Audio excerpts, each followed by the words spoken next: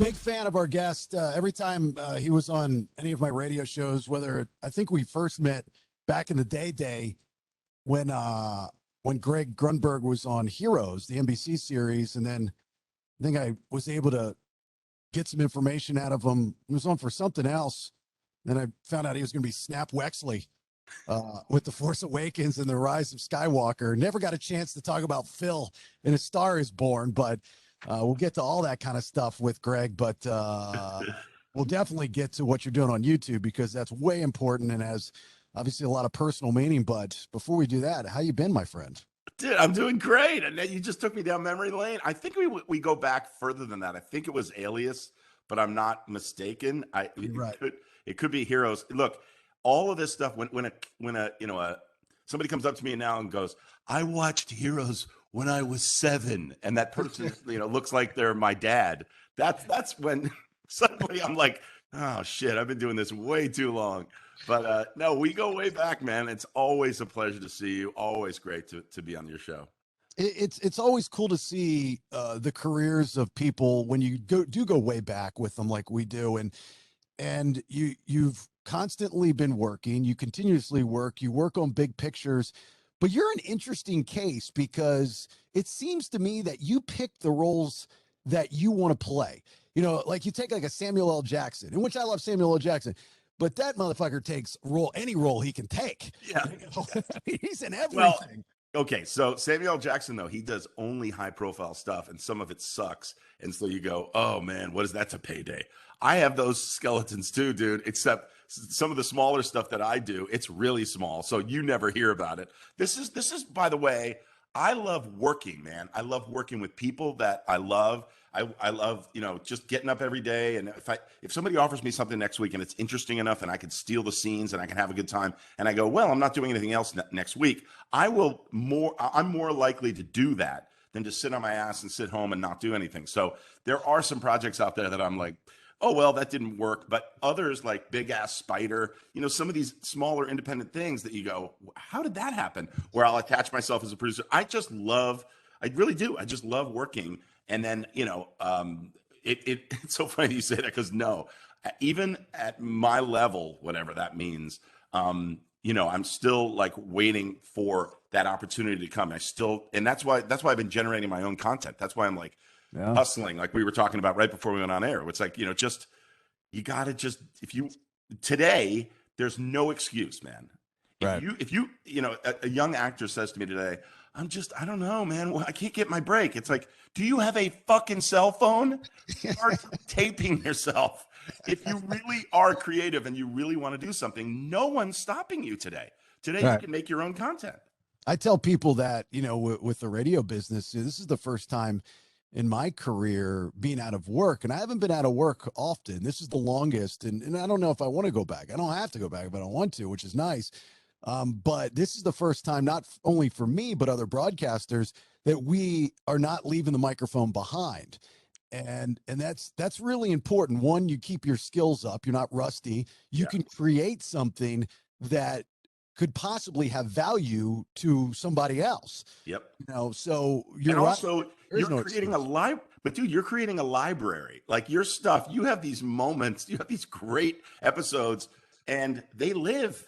They're stored. I can go binge them. That's very different. Traditional celestial radio. I remember I would do something, and then my dad would be like, "Oh, I heard it was a great interview. Can I?" And I'm like, "No, it's gone." Unless you were stuck on the 405 listening to. No, you can't hear it anymore.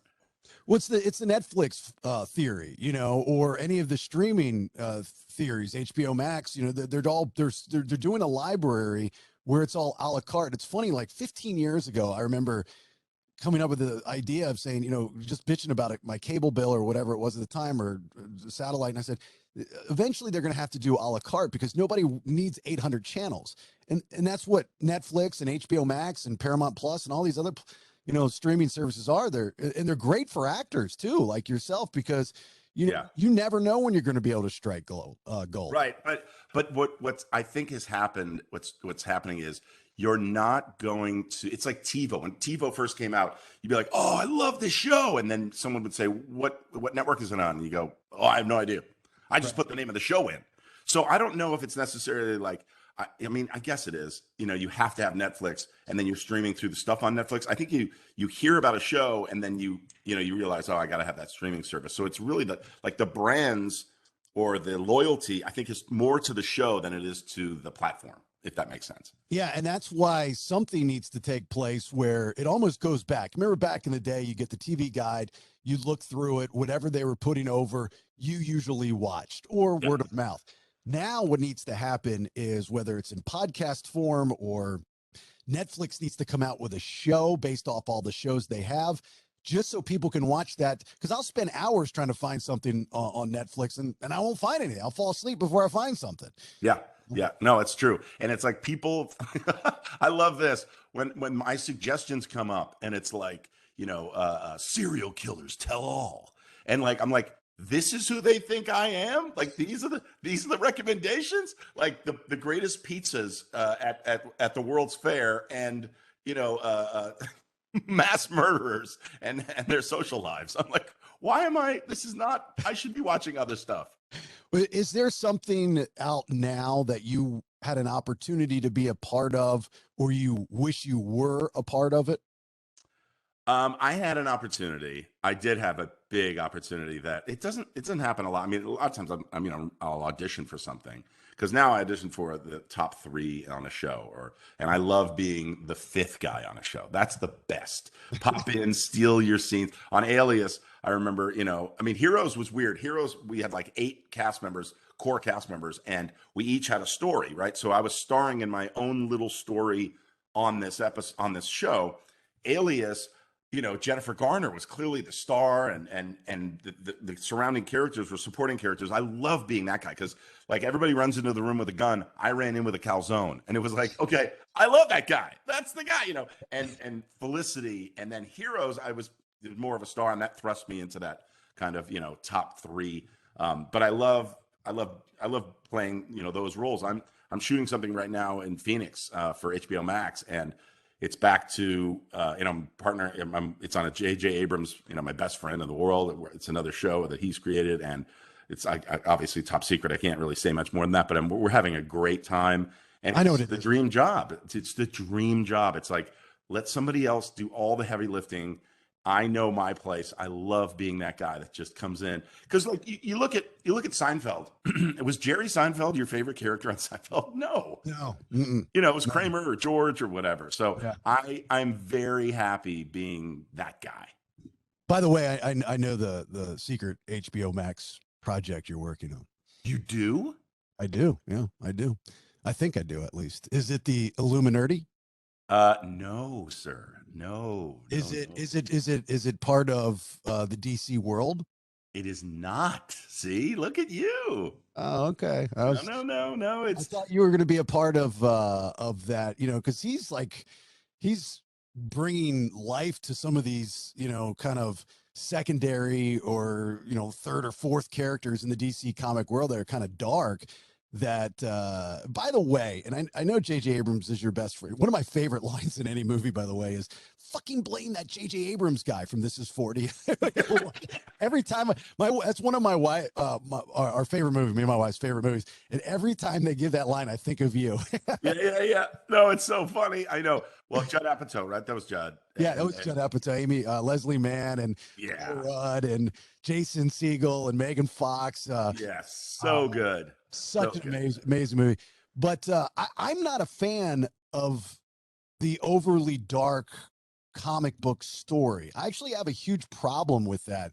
I feel like superhero movies should make you, when you leave the theater, feel good about you, and whether there's propaganda about the United States, so be it.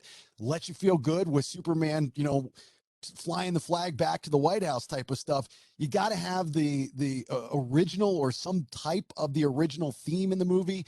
Yeah. Man of Steel, I know that it wasn't a J.J. Abrams movie, but it was the worst movie I've ever seen. Superman doesn't snap necks in front of people, especially. He just doesn't do it. Well, let's talk about the Batman. Did you see? That's Matt Reeves, another long-time friend of mine. It was me and JJ and Matt and Mark Sanderson and all these guys growing up, and Jesse Alexander, brilliant creators and writers. But and we knew each other really, really young. And I produced Matt Reeves' thesis film at USC. I was in his. Wow. I mean, I'm like this. I've known him forever. He's so brilliant. It's crazy. These guys. The fact that I am, close with two guys like this, JJ and Matt, it's unbelievable. They both, by the way, created Felicity. I'm sure they remember that, but which is you create Felicity and then you do the Batman. I mean, it's like, what? How did that happen? But like, what did you think of that? Because that was dark. You're talking about the last Batman, the Twilight guy. So this was my recap. Let me see if I can stay on point. Not a huge fan of the Twilight guy playing Batman. Just didn't do much for me. Maybe it's because of his past. I don't know. Loved the casting of Catwoman. Yeah. Loved the casting of the main cop. Yeah. I thought that was great because it was a little bit of the throwback. They kept the mustache. Yep. Which I thought was key. I wasn't a fan of, I know like there were a lot of people loved it. I mean, it was over the top. People loved it because it was a different story and it was like a detective type of story. Right. But when you get to the end and you find out, the Riddler and all that stuff, and you're like, that's the Riddler. He doesn't look like too much of a threat to me. I know, but don't you think that's interesting? That's what's relatable.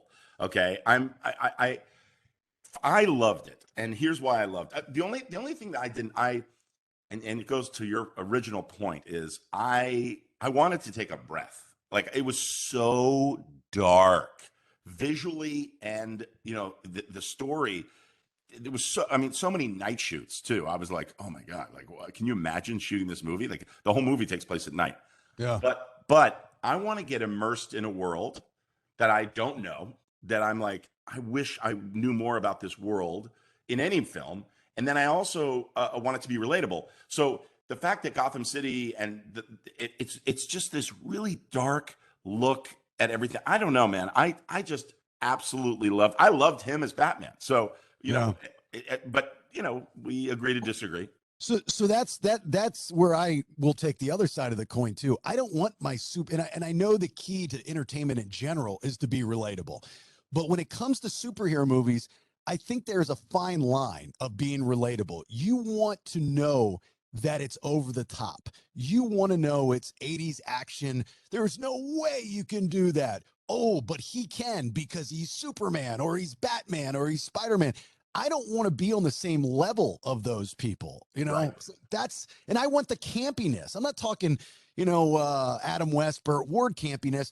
I just want a little campy, just a tad, just a little. Okay, but I'm going to call Bailey Show on this because here's the reason why. I'm gonna just because no, and I do agree with you. But then when I watch some of these movies that are so CGI heavy that you go, what? Like there's no threat. You know that even if you see them die, they're going to come back somehow. I don't know, man. It's like JJ did, Mission Impossible, and I had a tiny role in one of the Mission Impossible movies. But I remember sitting there. I had the really good fortune, good, position of sitting there in an early screening of it, and it was just for me. And Tom Cruise is sitting here, JJ's here, and they're because I will give the straight poop. That's it. It's like they haven't locked picture yet. And JJ's like, all right, so just give me your thoughts. And even if I can't articulate it in a way that when I go, oh, that moment, edit a little earlier or swap those two scenes or whatever, that's not what he's looking for. He's just looking for me going, I don't know what it was, but this section just felt slow and this. Anyway, so I watched this thing and I'm like, oh God, like, what do I do? I mean, here's honestly Tom Cruise, who I don't know very well, but I know enough that he's just so passionate about everything. I mean, he's the real deal, man. He cares so much. And of course, my best friend, right? So I watched the movie, and I don't know if you remember, but at the end of this, I'm going to butcher it. I think it was 3, Mission Impossible 3. Anyway, Tom Cruise, he's Ethan Hunt, he's getting tortured.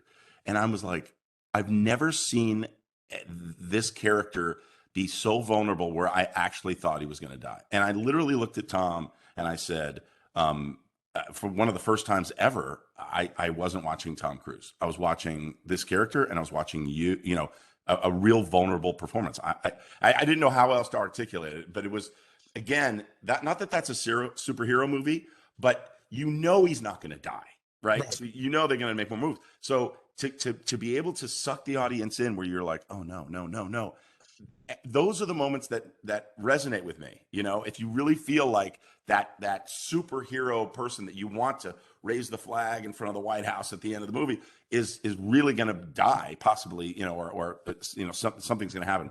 And to me, that's why I think JJ's developing these dark characters, the bad, you know, the evil characters into series, because there's a story behind, like the Joker. Did you not love the Joker, the movie? I didn't mind the Joker. Again, it's, you know, it's the dark. What does that mean? I didn't mind. Here's the thing is, so Hollywood has been doing this for decades. It's propaganda within movies and television that can help shape society. I think today's day and age is dark enough. It needs the help of Hollywood, and Hollywood gets crapped on so much, you know, and I don't agree with that. I think you guys just do what you do and you make a living, but to make something positive and more bright and more light, you know, I mean, you go back to the day of where it was this, you know, the woman is no longer on the outside. She's home baking cookies and milk. Well, that's because the war ended and we needed to let them know this is where they needed to be. Right. You know, and Hollywood had the propaganda to mind fuck everybody, do that. You get into the 90s, and, you know, really credit Married with Children was saying, and Roseanne of saying, hey, look, this is not the normal American family. This is the normal American, or it exists at least. Yeah. Let's talk about it for a minute. Nothing wrong with that. I just think that there are brighter things that you can do with superhero characters, Okay, for kids. now you and I are completely on the same page as far as what I want out of my entertainment. Honestly, I love coming out of something and just feeling so great. I really do. I got to tell you, to go into a movie and then to come out of it with even more of a burden, you know, of like, because we get enough of this shit watching the news and everything that's going on. I do agree with you. This is why, getting back to my choices, I would rather do a comedy. I've done a couple, and they were stinkers, but I've done a couple of things where I played the guy who, you know, you wouldn't expect, and he's the family man, but then he goes out at night and he kills all these women. He's a terrible person. I can never do that. I don't ever want to do anything close to that again. First of all, it's just not fun, man. It's like, and I don't think I don't want to send that message. I don't want to do that. We don't need a lot of that. Unfortunately, that stuff rises to the top. A lot of that stuff does play, and people want to go see it. Saw and those movies. I'm not attracted to those. I don't go see that stuff. I don't know you, but I don't need to see somebody getting, you know, their arms cut off unless it's in a ridiculously silly way and it's campy. I'm all in for stuff like that. But just the gratuitous violence, the gratuitous darkness, that's not for me. You know, give an example of you take a heritage brand, you make it kind of dark, but you come out on top, and that was the last Ghostbusters.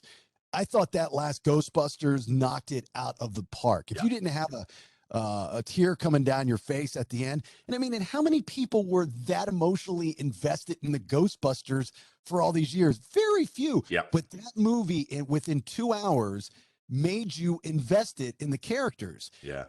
And especially the new characters. Those kids knocked it out of the park. Yeah. And they had checked every box. They had smart, intelligent, funny. I was blown away. And when it comes to superheroes, as far as present day superheroes, you know, Iron Man, everything about Iron Man, he's what I'm talking about. There's campiness, there's comedy, there's serious, there's crying, there's sad, there's happy. Yeah. Checks every box. So that's exactly what I wanted more of in the Batman. I didn't mind, honestly. I'm going back and forth and vacillating, and I apologize, but like, I loved the craft. I mean, Matt Reeves is such a brilliant filmmaker. It's unbelievable. It's so hard to do what he does with Planet of the Apes and now the Batman and everything. But I wanted more humor. I just wanted to breathe. I wanted to be like, I wanted to laugh a little bit more. JJ, you look at Star Wars, dude, there's jokes throughout, not jokes, but there are funny moments. There are character moments. My character, Snap Wexley. I mean, dude, I got to have these where it's like, wait, optimistic? We want to be, okay, well, everything's going to be fine. What? When does that happen in a Star Wars movie? And JJ's not afraid to go there because he knows you need to take a breath. And then at the end, it's like, what? Yeah. The rebels win. So yeah, look at the series I'm pouring my heart into now. I'm segueing, but Right. Sure. the Caregiver, dude, it's for those that don't know, it's called the Caregiver series, and you can go to thecaregiverseries.com or search the Caregiver and my name on YouTube. But our oldest son has epilepsy. I've met so many incredible people in the world of epilepsy and other conditions, but their caregivers are just remarkable people. And they're funny and they're self-deprecating, and it's sad. But to commiserate and to talk to another caregiver, you immediately have a connection. There's no bullshit. There's no patronizing. Like, I know people mean well, but when they're like, "Oh, you're amazing parents. How do you do it?" Like, my son's doing well. He has epilepsy and seizures, but he's doing really well. He doesn't have them, thank God, because of medication and because of his therapies, and he's taking care of himself and everything. But there's always that looming, and he may have a breakout seizure once a year or something, and it's scary. But to talk to a fellow caregiver, you immediately have this connection that it just cuts all this other stuff away, and you're laughing, you're joking. I mean, for years in our house, it'd be like, "What do you guys want for dinner?" And Jake would jokingly go, "You know what? Let's have Caesar salad." And you're Ah, like, "Oh my God, how can you joke about something like that?" But you have to have some humor to get through the dark stuff, to get through, and I think our family's been stronger for it. I'm now, these episodes, man, I'm taking a caregiver, giving them a moment of fun, a moment to go back to that hobby a day. I pulled this woman, Leslie, from her house, took her to, she's always wanted to paint. And the two of us are just painting at this art studio and talking about our families and our, what we're going through and everything, and laughing and having fun. And then take her back and I meet her family. This guy, John, he's a vintage car guy. So am I. I took him to this car place, and it's just great, dude. I'm telling you. And it's very relatable. You don't have to know anything about epilepsy or anything to love the Caregiver series. Well, and I think that's what is really important about this amazing series that you're doing. Not only of because Jake has epilepsy and your son, but it's, I don't think most people understand it, and me included. I mean, I know that if you were to be epileptic later in life, it's probably a neurological issue. But with everything that medical research knows, they don't know a lot Yeah. about it. So it's real important for people to see this, to use your celebrity and your acting and whatnot. I think that's great what you're doing. I mean, I watched a couple of the series on YouTube. By the way, they're free, because I know some people go to YouTube and you'll get that little thing that says sign up for it now, and it's totally free. And by the way, it's free. It's free because I partnered with Jazz Pharmaceuticals, and they're like this company they're all about patients. They're all about, caregivers and all of that. And I had been doing this, and I still am. I'm doing a podcast called Talk About It, where don't be afraid to talk about it, whatever it is. And of course, epilepsy was the big, and it still is a big topic.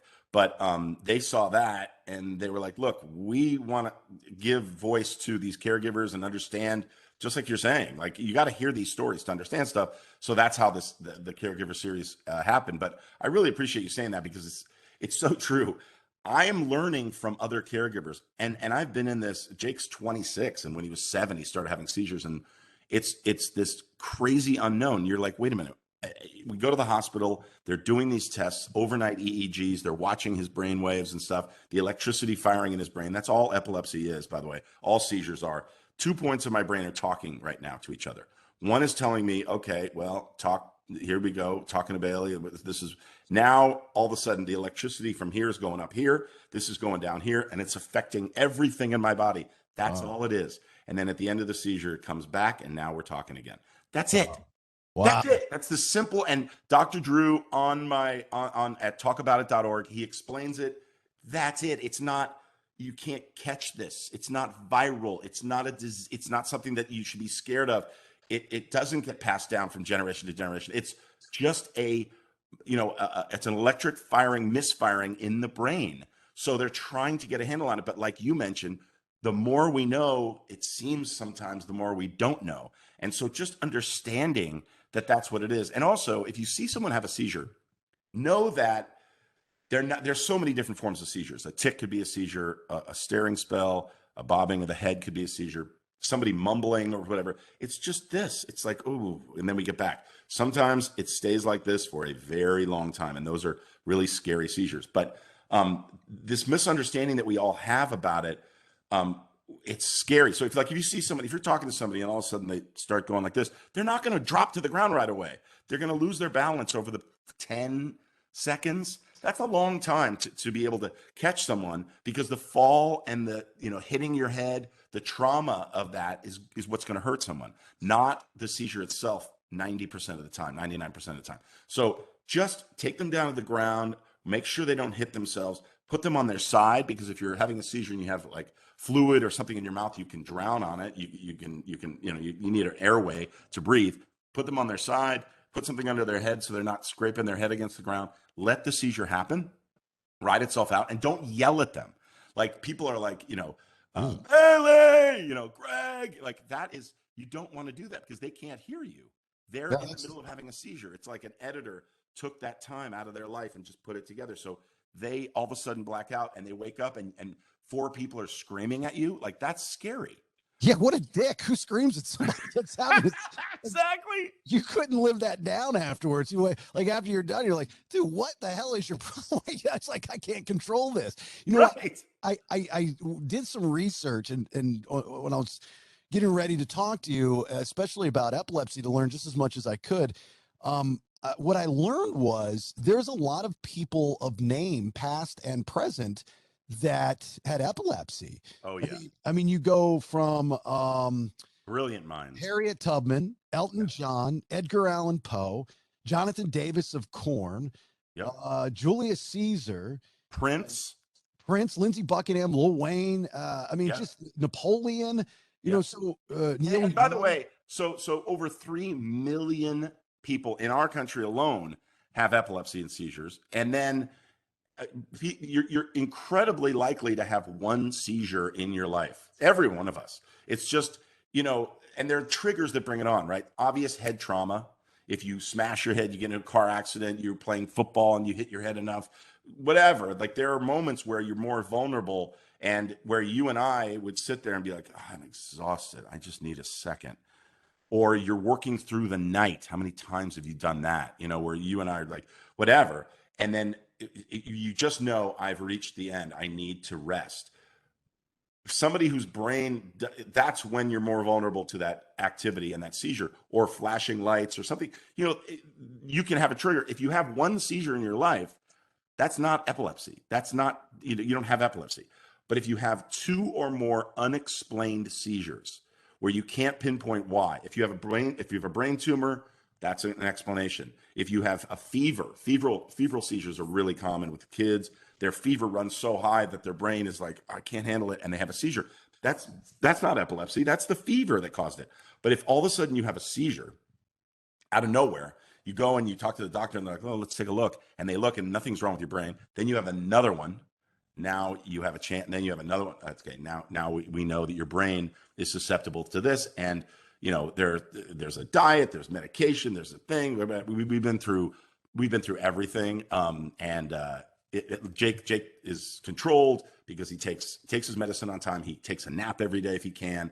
But he's a normal person. I hate to use that term, that word, but second degree black belt Taekwondo, has a great job, works with his godfather JJ. I mean, he's at Bad Robot working on productions and stuff. So it shouldn't stop you from doing anything. And also, everybody's got something, man.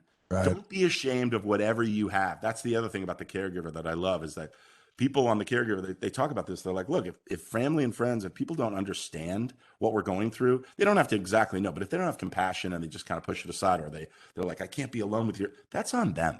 That's not on you. Move on. There are other people, whatever, just be cordial, but register in the back. They can't handle that. And that's okay. But, it's, again, I'm learning from every person I meet, and I'm traveling the country right now doing this. I always say that if you have something that most other people don't, you'd be a minority, as far as whether you're epileptic or you're mentally disabled, you're amputee, whatever the case may be. You own it, because that's your exclusivity.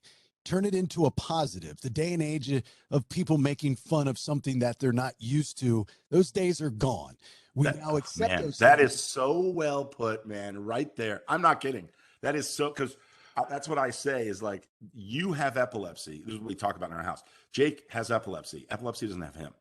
So he's not one of the victims of, yes, we have to all deal with this. I'm a member of a club I don't want to be a member of, a father of a child who has epilepsy, but he owns it. He's like, okay, yeah. And then, by the way, when somebody finds out about it, because we do so much talking about it, he talks about it. It's an icebreaker. He's like, everybody's got something. If you're just going along just like everybody else, and by the way, no one's perfect too. How about the social media couples that are like, I mean, it's a different subject, but oh, happy birthday, here's us on the beach, and guess what? I give them 2 weeks. Like, everybody's got something, dude. So own it. You also wonder if there's a connection. You see some of the greatest minds in the world, in history, and I was just reading off some of these names. Like you take Theodore Albert Roosevelt, Einstein, Vincent van Gogh, Albert Einstein, Socrates, or as I like to say, Socrates. And those types of people that were just geniuses but had epilepsy. Is there some type of connection with, I don't know, is it a disorder or neural? You know what? I've often thought about that, because you go, okay, well, these people are using way more of their brain than you and I are using, right? For some reason, they just unlocked parts of their brain that we are just not using. Maybe the brain, because of that, there's so much more firing going on in the brain. It's allowing them to be more brilliant, more passionate, spend more time, need less sleep. I don't know, but there is definitely something to it, because there are just too many people that have changed the world that have had or have epilepsy. There's someone like Lil Wayne. I mean, like, he's a great musician, but he's done some things, taken some drugs or whatever. I don't know what he's done, but like that's sort of triggered it. His lifestyle of like performing on stage or whatever. Probably not the drug. He doesn't do drugs, but you know what I'm saying? Like, just totally. So if you go back to, some of these soothsayers back in the day, these visionaries, we now find out that they were hiding out in caves where gases were coming up, from Middle Earth and messing with their heads. But, I agree with you. I'm fascinated with the brain. If Nate were on with us right now, he would argue to his blue in the face, saying that everybody uses the same amount of their brain. I don't buy that. I don't either. I think that we're all, as human beings, we haven't even touched what we're capable of doing, and those that unlock more of their brain do other things, are more creative. I'll tell you something. So Jake had surgery, brain surgery, when he was like 13, right? And we're in Chicago, and he's coming out of it, and they have people at the hospital that come around and talk to you, so that you don't, examples of like, I've been through this and whatever. So this guy walks in the room, and this dude, you can just tell he's so fit. He's either like an exercise guru guy or ex-military, whatever. It turned out he's ex-military, and he had some major accident that happened when he was, active duty, and he started having so many seizures, whatever. They cut out more than half of his brain. Wow. And he's you would never be able to tell. I mean, this dude was like perfect. I was envious. I was like, what are you talking about? And he comes around and he goes, look, if I can do this, you can do it. The brain rewires itself. If you remove a piece of your brain will find a way to rewire itself. It happens. They do it all the time. There's actually therapies where people sit in front. Jake did it a long time ago, where you sit in front of a computer and you're actually making things move on the screen using your brain, because they're trying to rewire. I forgot what it's called again, but you're trying to rewire your brain. So to say that some of us use, we all use the same amount of our brain, that's not true. It's clearly not true, because if you remove half the brain and you're still able to function 100%, that means that, we're tapping into parts of the brain that we didn't use before. I always wish that there was a series, whether it's on, Netflix or what have you, based off of the Limitless movie with Bradley Cooper. I thought that was a brilliant movie, and if you were to take that overall story and cut it up into episodes, into different stories of how they're utilizing the drug to use their brain, and what they do with it. I thought that would just, Who am I? I don't have the stroke. Tell JJ to put that in the works there or something. Look, okay, so this goes to a frustration that I have. I was so lucky to play Matt Parkman on Heroes, right? And I'm this mind reading police officer, and I'm Right. like, wow, what a cool thing. I mean, they gave powers on that show to the people that needed it, right? So a police officer who was able to read minds, that's the investigative side coming out. You have such an advantage. What a cool thing. Be careful what you wish for, because blah blah blah. Why that didn't spin off into a series where he's able to manipulate and mind read and all of that, like explore the powers of the mind in a way. I mean, it's kind of ironic because I was dealing with the mind, and now my son's, brain is at the forefront of what we're having to deal with. But I just, that to me, I love that movie, Limitless. I thought, Bradley's a buddy of mine, and you mentioned, I played Phil the driver in A Star Is Born, but I mean, it fascinates me too, and it's again getting back to the superhero thing, dude. It's something that is relatable. You go, well, yeah. I mean, there's a way. Like, I don't know. There's certain things that people manipulate with the mind, where it's like, I'm gonna, hypnosis and all that stuff. I don't know if I believe in all that stuff, but it's just interesting how fascinating the mind is, and the proof is when you read off that list. There's something going on with those people. Those people are special, not in the way that you go, oh, special needs. Those people are special, dude. They're like, they're working overtime. Their brain is working overtime for sure. Yeah. Let me give you a couple other ideas too. I'll steal anything from you. Yeah, that's fine. As long as I see it come to fruition. I'm a big fan of seeing ideas come to life. As I sit here in my basement studio, the movie with Nick Cage, Family Man, right? Oh yeah. Okay. Don Cheadle's character. I'm a big Don Cheadle fan. I think he's a fantastic actor. But the spinoff would be called Glimpse. And it's kind of like a Quantum Leap meets Family Man type of thing, where each episode a Don Cheadle like character. Yeah.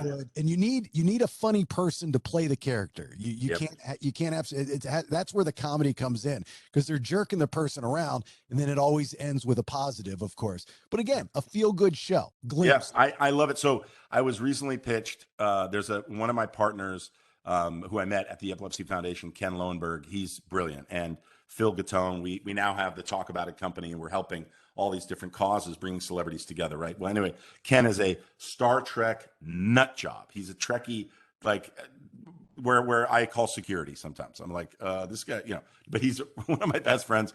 He pitched me, and it's like, I'm not even going to say because I can't, but he's pitched me on something like what you're talking about, and it blew me away. I was like, wow, that's really cool. It was a great device.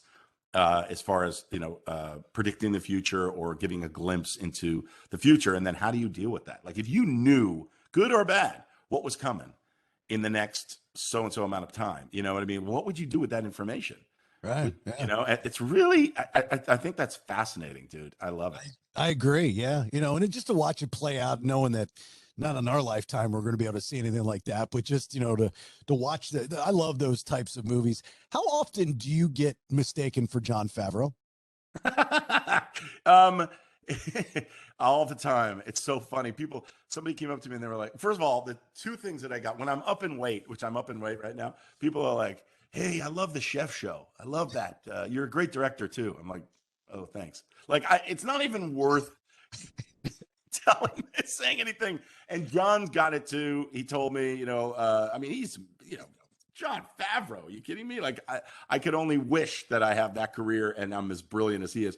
And then the other one, oh man, you're going to laugh so hard. So all the stuff that I've done, somebody came up to me and they were like, hey man, I just got to tell you, you were so great on The Sopranos. What? I'm like, another big guy with dark hair, kind of looks Italian. I'm like, what? But again, it's just not worth it. When people come up to me, I'm sort of that everyman. There's this great magazine called Wingman, and they choose actors that they are fans of, that are like the supporting actor wingman type guy. And I'm honored. Like, I'm about to go do this big photo shoot, and they're going to do a few pages on me and hopefully get the word out about the caregiver and everything. And oh shit, hold on. Sorry, my phone just rang. Okay. But so that being in that position, and so and sometimes people come up to me and they're like, "Hey, did we go to church together?" And I'm like, "No." "Did we go to high school together?" I'm like, "No." And then I have to say, I'll be like, "Yeah, I'm an actor. I've been in a few things." And they go, "No, that's not it. No." And I'm like, "What are you talking about? Of course that's it. What are you talking about?" One of my favorite movies Jon Favreau did was early in his career called PCU.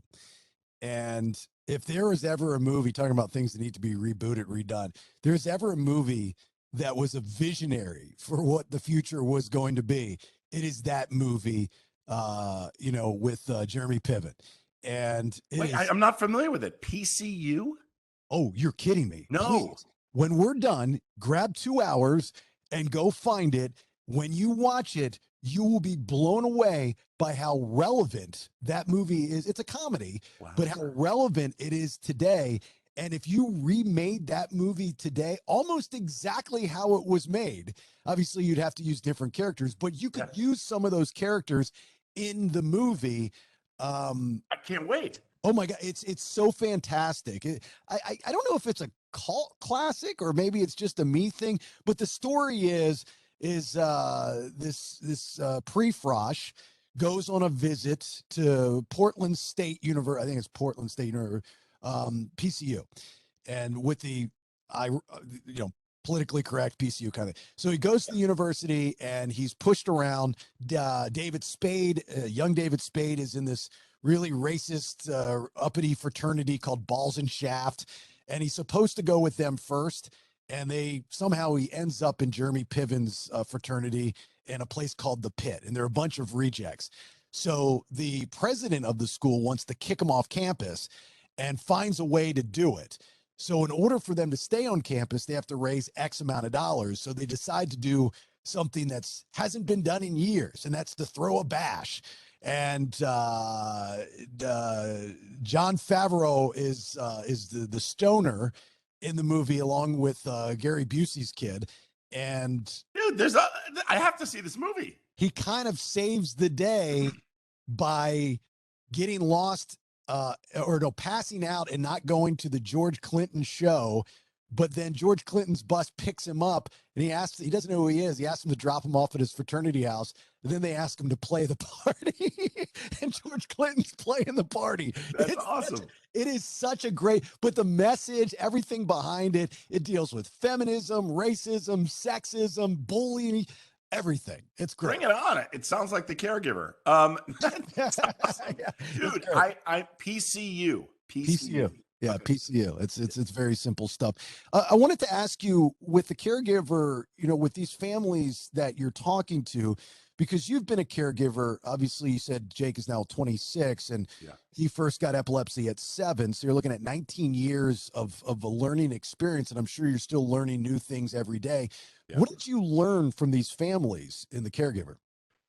It's so funny because no two stories are the same. I'll meet someone who says, "Oh, my son's been seizure free for 15 years." That's not Jake. And then they'll say, "Oh, my daughter is severe and doing this," and I'm like, "Okay, that's not Jake either." So that was the thing. By the way, going back when we were like, "Okay, we got to get a group that we can talk to here."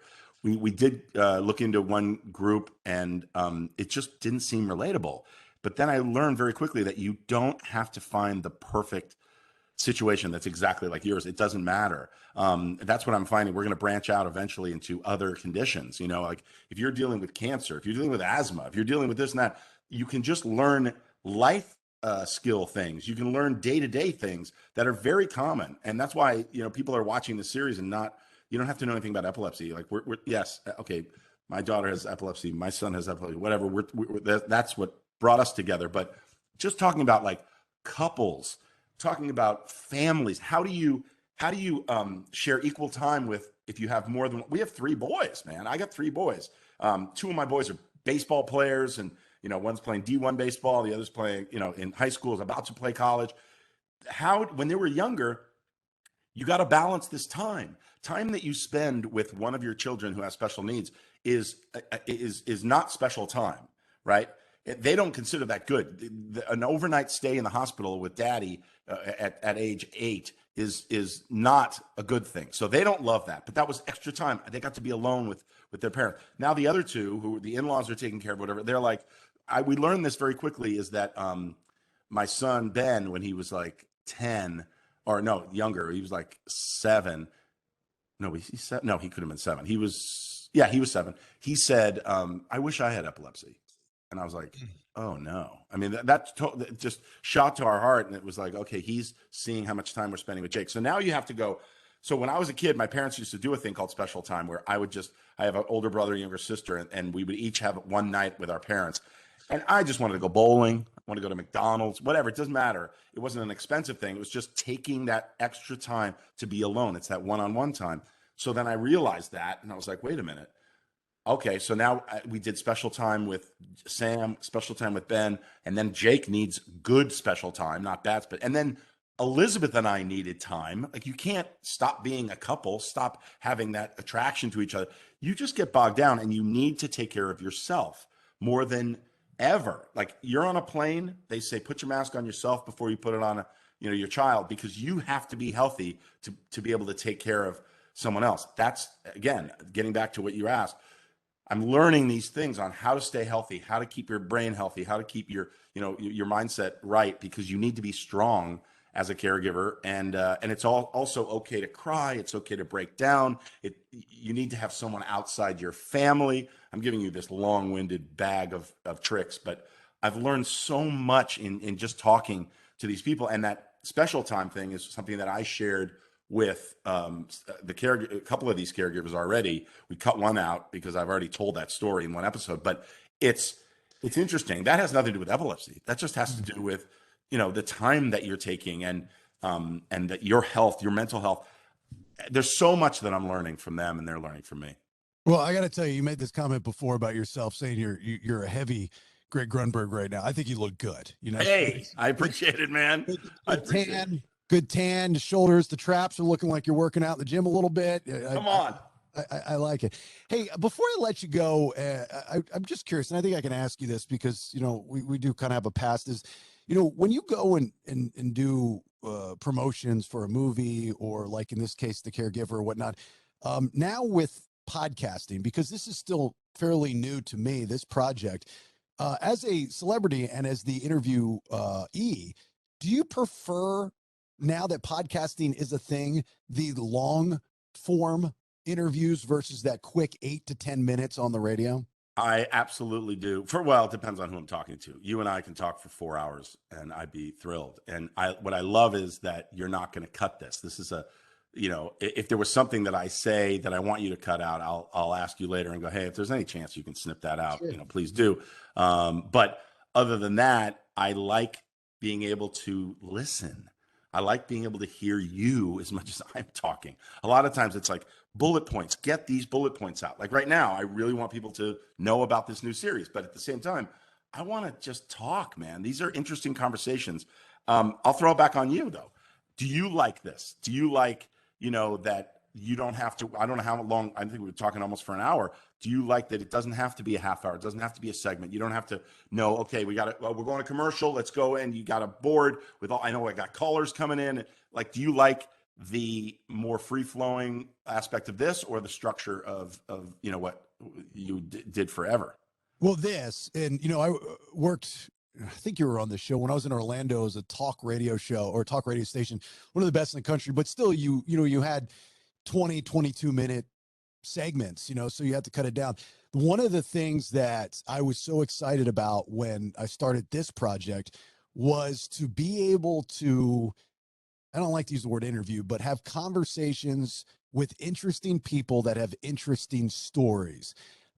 We just recently hired a booker, hence, how you got on, and he's helping out already tremendously as we talk to interesting people. I know how to interview people, and I'm pretty damn good at it. I just want to hear their story, and I don't want it to be interrupted. I don't want somebody in the room asking a stupid question, which I've had in the past. Yeah. I don't want somebody that doesn't know how to interview have to throw something in there that's not called for, that makes it uncomfortable and derails it. I want to be able to control it and have a great conversation like we had, and hopefully get the message out about the great project you're working on with the caregiver. So, it's a win-win. So to answer your question, yes, I love this more I than you know. will ever know. I love it, love it, love it, love it, love it, love it. Yeah, I love it too. And I think you're talking about Art Sears. Is Yeah. that what you're talking about? Yeah, Yeah, Art sure. Sears. So this guy, he's a guy I've been working with forever. He actually doesn't just throw stuff against the wall. He's a booker, like you were talking about, but he'll specifically say to me, "Okay, I got your favorites on here." I mean, I've been doing it for a while, but it's nice to be able to go, "Okay," but not every one of these is a podcast. So yeah, there are moments when I go, "Okay, I've only got." I mean, when you had me on show a couple times, I only have a certain amount of time. You and I both know why I'm here. I love you. I want to talk to you, but at the same time, all right, let's get to the caregiver series. Let's pump that, and okay, and then let's wrap it up with the care. So there are tricks to doing that in conversation, and there's media training and all that. But the long form podcast form like this, I mean, we started this conversation. The first 20 minutes were all about movies and stuff. That's what I love. Let's go. And so and also to be able to see your face. Like a lot of times I'll roll through these interviews and I can't see anybody. So I just love the podcast. I've got a few podcasts of my own. I'm starting 2 more. And I love it. I just love talking. I love conversation. I love certain topics, cars, food, business. These are things that I just, I'm passionate about. So to be able to talk about them, why not? Are you recording out of your house? No, I have a building in North Hollywood that I invested in, that I bought many years ago. And we have all these great people, creatives that are renting from me, but we just built a podcast studio. I'll send you a picture of it. Yeah. It's so cool. We literally yesterday just drilled holes in the table. We got microphones coming from Blue Microphones and Mevo. I got Mevo cameras coming. So I'm going to really kind of do it right. And I'm going to rent out the studio to certain friends that have podcasts that need space. But I've got 2, Chris Jacobs. I don't know if you're a car guy, but Chris Jacobs, he hosted Overhauling for years and whatever. He's a great car guy and host. He and I are doing a podcast called 0 to 60 that we're starting, and then all about car stories and car people and all that. And then Ben Parr from Mashable, and he's a really brilliant business guy. Because I remember I had that yogurt. I had not yogurt. I had a mobile coupon app that I created years ago, and I've tapped into business and tech and stuff. It fascinates me. He's brilliant. He's going to bring the heads of these companies. It's called Business Envy is the name of the podcast, and we're going to have these people come on, and I'm going to be that dumb guy like I was with Kevin Smith on Geeking Out, where I'm just like, how did you make so much damn money? I'm just going to be that guy. And then they're going to talk more, the details of business. Those are 2 things that really fascinate me. So I'm going to keep doing Talk About It, my epilepsy podcast. And then I've got those 2 that I'm just about to start. I'm not a big car guy, but since you are, do you know the personality? She hosts a lot of stuff. Her name's Courtney Hanson, and very, very beautiful girl. Yeah. And she is in the car world. Every time I see her post, she's hosting a TV show in a garage, and she's doing. Have you ever heard of her? Do you know who she is? I bet I do from watching, but I don't know her name. I can't link the name, but I'm going to look her up as soon as I get well, I mean, I'm just curious. I grew up with her. I went to middle school with her. Oh, wow. I was there the night she lost her virginity. Not to me, but I was like, then wow, that must have been a hell of a party. Reconnect with her years later, and I'm like, oh, she's a big deal. Good for her. That's great. That's awesome. Wait, Courtney Hanson. Courtney Hanson. Yeah, she's. Yeah, this is my homework. Before we get off, I got to remember PCU Courtney Hanson. Okay. Yeah. PCU Courtney. Yeah, she knows her cars, so maybe she'd be a. So the cars thing for me, I've always been fascinated with cars. I love them. I love, and I kind of collect, but I collect cars that are practical and cars that are affordable. I can't do the Ferrari. I don't have money for that, right? But I have Broncos. I love an old Bronco. I have a 69 Bronco that is now super expensive, but only because over time, I've had it for 25 years. It was a car on Alias. It was Bradley Cooper's character's car on Alias. And when the show went down, I bought it from Disney. I was like, I love that thing. Cut to A Star is Born, and Bradley Cooper's character's car in A Star is Born, this old red pickup truck. Okay? If you remember, he's in the garage, and the truck is outside the garage, and the dog is outside the garage. And in there, he's killing himself. Right. And so I have that old pickup truck, and I drove it to set one day when we were shooting. And I pull up, and Gaga comes out of her trailer, and she's like, "What is this? I love this." She loves old cars too. And Bradley came out. He's like, "Dude, what is this?"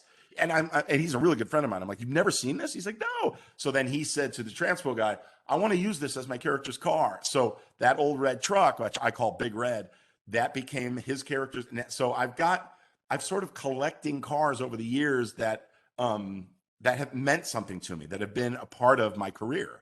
And that's how I kind of collect. Where do you keep them? Well, that's the thing. You and my wife, it's like that's what she says to me. She's like, "Where are you going to keep these things?"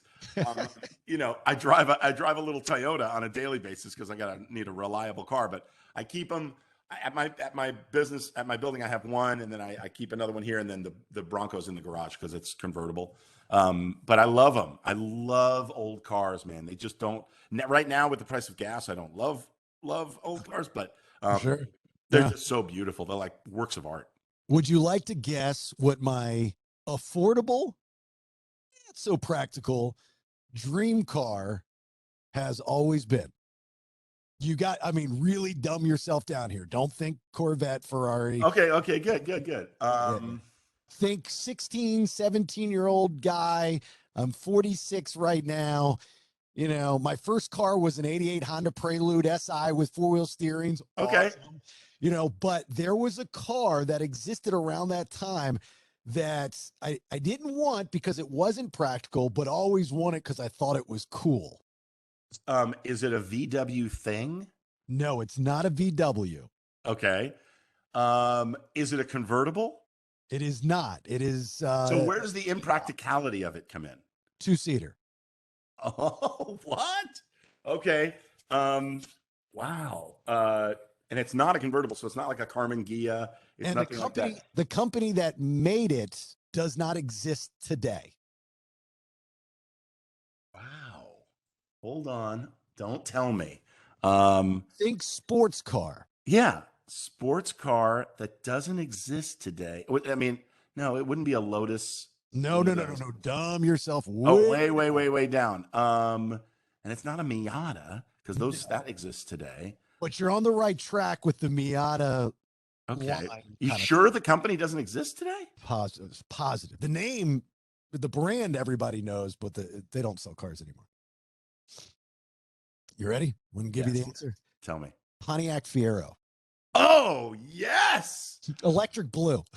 Yes. So what are you doing? Why are we even talking? This is why. Okay, so you're going to be on the show, and Chris and I are going to help you find that car. There's a segment on the show called Follow That Car. Podcast 0 to 60. It's going to be called Follow That Car, and we are going to find you a Fiero for $2,100, and I'm going to be like, Jason, what are you doing? Why are you not buying this car? You'll enjoy it so much. I always thought a good me pitching ideas again, but I always thought a cool concept for a show is to have somebody get a car that they gave up, especially their first car. That's what we're doing. Follow That Car is, I don't know if you remember, but the guy who got into trouble, whatever, Papa John, remember he did this whole campaign where he wanted to find the Camaro convertible that he purchased, that he had when he was in high school. He actually found the car with the VIN number and everything, and persuaded the guy through, giving him ridiculous amount of money. It was maybe a $20,000 car, and he gave him $50,000 and said, "Look, I want that car back." So what we're going to do is two sides. We're going to do exactly like what you're saying. Is like, I want that electric blue Fiero. Great. We're going to find you one and say, why don't you come on, do it, take the leap, do it, and talk to you about it. And then we're also going to reverse engineer and say, okay, that Mazda Miata or that Scirocco. Remember Scirocco's? Scirocco's, yeah. Dude, I know a guy. I just met a guy who's a dad on my son's baseball team. And he and I are talking, and I'm like, yeah, I like cars that most people just don't care about. Like I had a Toyota Celica GTS, gray with the black. Like that was my first car that after hand-me-downs that I was like, okay, when I went to college. And he was like, oh, yeah, no, I just redid a Scirocco. He spent so much money on this Scirocco because of the emotional connection. Honestly, he was like, I just spent like $20,000. You can get a Scirocco, an old Scirocco, for $1,500. And then, he just made it perfect again. I love that, dude. Oh, my God. I like You're going to get that Fiero. I better yet, I'd rather have the Prelude, to be honest. If I can find my first car, Yeah. that would be cool. One of the greatest things about that car was that it had a hole in the back floorboard. So when you'd go through a puddle, water would come up, and I loved it. It was great. Do you remember before the Mitsubishi Eclipse run? You know, like that was the ultimate chick car in the '90s. That and the Honda Yes. CRV. Yes. Before the Eclipse, Mitsubishi made a different car, which I believe the Eclipse took over. I think I'm smart on this. Do you remember what car that was? The name of it? The Mitsubishi, I don't. I don't, but I do remember the curves on that car. What was it called? Conquest. The Oh, Mitsubishi yes. Conquest, and it looked kind of very similar to like a 944 Porsche. You know, Yes. it was that kind of diamondy boxed shaped. You know, before they went all circle with the Eclipse. You Hey, know, I got to tell you something, Jason. I hate to do this to you, but this is gotta go. kind of an intervention. You're a car guy. Oh well, I thought you got to go. I was like, oh, I know, I'm taking too much of your time. No, no, no, dude, you're a car guy, man. I hate to tell you. You just Yeah. said, I'm not much of a car. Guess what? You just stumped me on two car things. You're a car guy. I mean, it's the emotion. I'm telling you, wouldn't a great lot, a great used car lot called Practically Classics be great? Yes, You absolutely. buy it and it's practical. You're going to drive this thing all the time. It's not something that's going to be, at SEMA or something that's going to be at the Concours de Elegant, whatever. It's going to be used, driven every day. And that's what I drive. I drive a 96 Bronco. That's my daily driver when I don't have to go on longer trips with the Toyota. It's like I love, these old cars. I just love them. Yeah, they're not, they're not muscle cars. They're not the classics from the 60s, No. or the 70s, the Charger Run and those types of things. These are cars that Gen Xers grew up with that weren't muscle car guys, Yeah. and they were affordable. And like the Thunderbird, when they the Thunderbird was big in the 90s, late 80s, when they redid the body, and I loved it. It looked like a spaceship, and you get the floorboards and stuff, and put some underglow under there. Right. The Acura Integra was Oh, huge in the dude. But 90s. okay. So now there's a buddy of mine, Scott Silverman, and he has his original Integra. He never sold it, and That's he awesome. recently just cleaned it up and brought it back. Those cars, and that's maybe because of the drifting, this new drifting thing. Right. But those cars are way up in value now. The old Acura Integras with the boxier, back end and everything. Mhm. Those are worth a lot of money. I tell people, this is what I told my boys. I'm like, I know you drive an old, my son drives an old Tacoma, and he's a baseball player. Throws his baseball gear in the back of the truck, and the inside just stinks. It's just like he's an athlete, so he doesn't. And I said, you're never selling this truck, and it's not because it was on Back to the Future. You're not. No. It's because this is your truck, and you're gonna always love this. You're always gonna remember it, and I'm not gonna let it go. I don't know where I'm gonna park it when he's ready to get a Prius and be an adult. It's like, no, you gotta keep this. You gotta keep it. Does he have the roll bar with the lights up on top? He does not. Oh, He that's does cool. not. Yeah, the Marty McFly. What So are you talking about? It's in the garage. What? exactly. I've taken way too much of your time, and I know you Oh, got dude, this things has to been. do. It's always so great to talk to you, man. Love it. Please, for those that are listening, let's get back to the caregiverseries.com. You can go there, or you can just go to YouTube and search for the caregiver or Greg Grunberg. I think it's important, and it's a short watch too. You're not going to sit there glued for hours. No. The episodes are really, really short, but they're very educational. I think for us, that we need to learn more about this, because you never know who you're going to run into that might have epilepsy or might develop epilepsy down the road. Yeah, and even still, even on a more entertaining, relatable side, the stories are all just me sitting around talking to another parent who's concerned and loves their family, and it's just really relatable. It's fun, like you said, they're bite-sized nuggets. We have a lot of episodes coming out. We just got picked up for 2 more families, so I'm going to be going to Houston, and the other one we haven't determined yet, but we're going to shoot another 8 episodes. So I'm just so proud of it, man. I think people are going to love it, and again, it's just fun. It's entertainment and it's educational. Yeah. Well, come on anytime, please. I'll be back. best of luck with all your secret projects with your buddy JJ Abrams. Thank you. And I'll be watching and supporting. I promise you. All right. Thank you. And I will invite you to the premiere of PCU, the Next Generation Electric Boogaloo. Brother, you know what? I got nothing but time right now. You invite me anywhere, and I got to be out in LA in a couple months anyway. So, oh, dude, we better hook up.